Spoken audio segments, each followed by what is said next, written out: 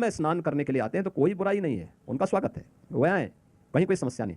लेकिन अगर कोई ये कहने के लिए आएगा कि ये भूमि हमारी है और हम लोग इसको कब्जा करेंगे, तो मुझे लगता है कि उनको डेंटिंग पेंटिंग का सामना करना पड़ सकता है। मतलब ये चेतावनी है उन सबको? हाँ, देखिए, मैंने कहा ना कि ये उन लोगों के लिए जरूर चेतावनी है जो एक आस्था पर ठेस पहुंचाने का कार्य करते हैं। बाकी कोई भी अगर महाकुंभ में कोई भी आ सकता है, कोई भी आ सकता है, कोई भी आ सकता है। यहाँ पे मैंने कहा ना, एक ऐसा स्थल है जहाँ पे जाति और पंथ की दीवारें समाप्त हो जाती हैं, जहाँ पे किसी भी प्रकार के भेदभाव के लिए कोई स्थान नहीं होता है। और वैसे भी इसके बारे में महाकुंभ के बारे में तो ये मान्यता है कि ये वसुधैव कुटुंबकम का एक बृहद और विराट रूप देखने को यहाँ पे आपको प्राप्त होगा। एक स्थान पर, इतने बड़े पैमाने पर, एक छोटी सी अवधि के दौरान कोटि कोटि श्रद्धावान एक जगह एकत्र होंगे। वो पूरी दुनिया से भी आएंगे, देश से भी आएंगे, उसमें कोई किसी के साथ भेदभाव नहीं। लेकिन अगर कोई कलुषित मानसिकता के साथ आएगा तो मुझे लगता है उसके साथ उसको स्वयं भी अच्छा नहीं लगेगा और उसके काफी लंबे समय तक उसको स्मरणीय रहेगा। फिर चूंकि जमीन की बात आपने की, वक्फ का जिक्र हम कर ही चुके हैं, तो संभल में भी जो जामा मस्जिद है वहां पर पुलिस स्टेशन बनाने के कार्य में ओवैसी जी की तरफ से कहा गया कि ये वक्फ की जमीन है, यहाँ पर कैसे सरकारी पुलिस स्टेशन बन जाएगा? उन्होंने तो संभल में जितना संभल का एरिया नहीं, उससे कई ज्यादा भूमि को उन्होंने वक्फ की भूमि के रूप में उन्होंने घोषणा की है कि वक्फ की लैंड है। हमें आश्चर्य होता है संभल के बारे में। संभल देखिए,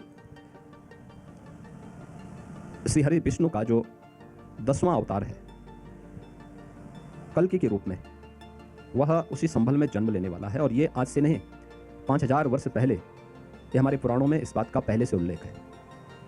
कब कब कौन अवतार कहाँ होंगे, इन सभी के बारे में उसमें विस्तृत अवतार है। श्री हरि विष्णु के उन सभी अवतारों का उल्लेख उसमें है और उसमें संभल का भी उल्लेख आता है।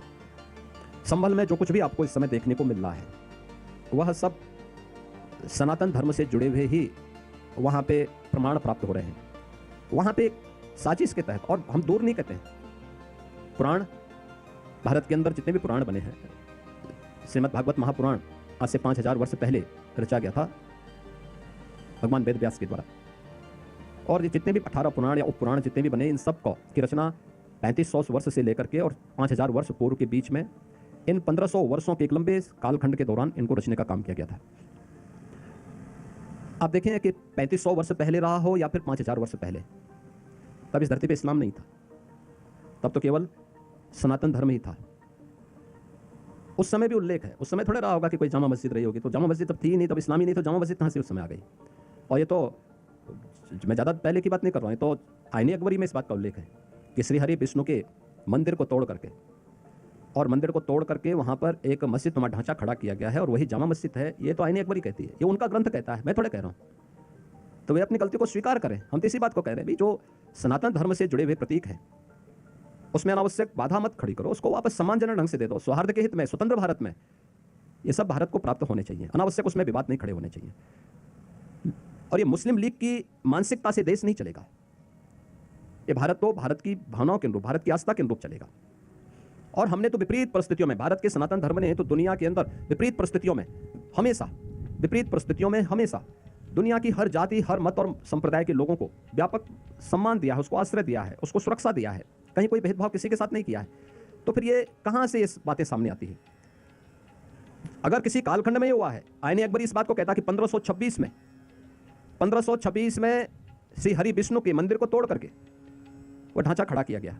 1528 में अयोध्या में राम जन्मभूमि पर भगवान राम लला के मंदिर को तोड़ करके वहां एक ढांचा खड़ा किया गया था। ये सब काम मीर बाकी ने किए हैं, ये जितने भी कार्य हुए हैं उसी समय हुए हैं।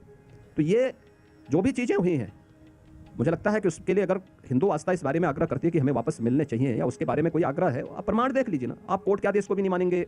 पर योगी जी, कितने स्थल ऐसे, इसीलिए पूजा स्थल कानून बनाया गया था कि कितने ही स्थलों पर जाकर रुकेंगे। अब अगर दूसरा पक्ष ये कह रहा है कि यहाँ पर आपने उन्होंने कहा कि बाबरी मस्जिद आपने हमसे छीन ली, हम हर जगह आपको नहीं देने वाले हैं, तो उस समय तो ये एक तरह से आश्वासन रहा उनको कि इसके आगे अब कभी नहीं होगा। और उसमें भी काशी मथुरा की बात हुई, अब संभल भी सामने आया है, तो उनको लग रहा है पता नहीं कौन अजमेर तक जा रही है बात। देखिए, इस मामले में एक विस्तार देने का वो है। एक तो सबसे पहली बात यह है कि हमने पहले भी इस बात को कहा, मैं बार बार इस बात को कहता हूँ कि किसी भी विवादित ढांचे को हमें मस्जिद नहीं बोलना चाहिए।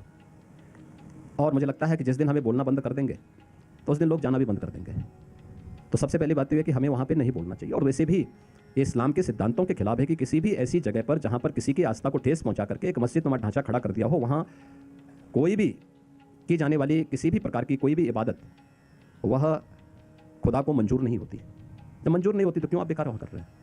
दूसरा, इस्लाम में उपासना काल के लिए कोई एक स्ट्रक्चर खड़ा हो, ये आवश्यक नहीं। सनातन धर्म में है, उपासना के लिए वो मंदिर जाएगा, इस्लाम के लिए नहीं है। तो फिर इस बात को वहां पर उस दिशा भी आप जिद नहीं कर सकते।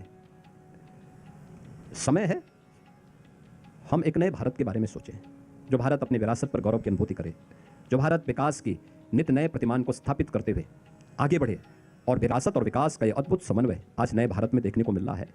और उस विरासत के लिए अगर हम अपने पूर्वजों से जुड़ी हुई उस परंपरा को पुनर्स्थापित करने की बात कर रहे हैं तो मुझे लगता है कोई बुराई नहीं होनी चाहिए। पूजा स्थल कानून को रिव्यू करने की आवश्यकता है। मुझे लगता है कि माननीय न्यायालय उसको जरूर देख रहा है और जरूर देखेगा भी।